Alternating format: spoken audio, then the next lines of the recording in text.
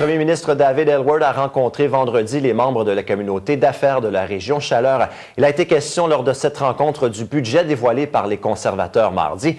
La création d'emplois et l'aide aux municipalités ont été les principaux sujets abordés. Voici le compte-rendu d'Annie Levasseur. Lors de ce déjeuner organisé par la Chambre de commerce du Grand-Bathurst, les gens ont pu donner leur avis sur le budget 2011-2012.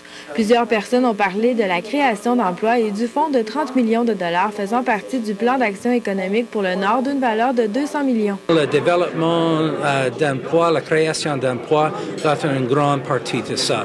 Et nous voulons travailler stratégique avec les entreprises dans le Nord pour créer l'emploi. Ça a été un début.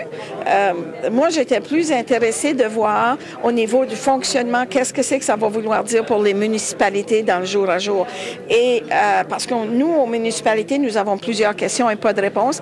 Mais ce qu'on sait, c'est qu'encore ici, son engagement est là de faire une différence pour les municipalités. Du côté de la Chambre de commerce, on s'inquiète par rapport à l'augmentation de la taxe sur l'essence. Les épiceries vont certainement monter un peu.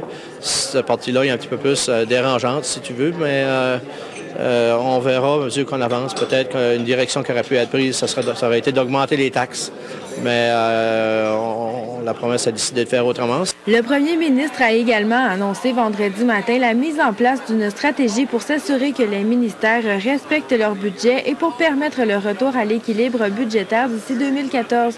Un examen structurel sera entrepris par le Bureau de revue gouvernementale. Avec une situation difficile fiscale, nous pensons que nous devons faire des autres choses. Alors, ça, c'est la raison pour laquelle assurer que nous sommes efficaces dans notre système de gouvernance. Plus tard dans la journée, le premier ministre a rencontré à Tracadie-Shaila les gens d'affaires de la péninsule acadienne. 160 personnes ont assisté à la rencontre. Annie Levasseur pour CHAU TVA.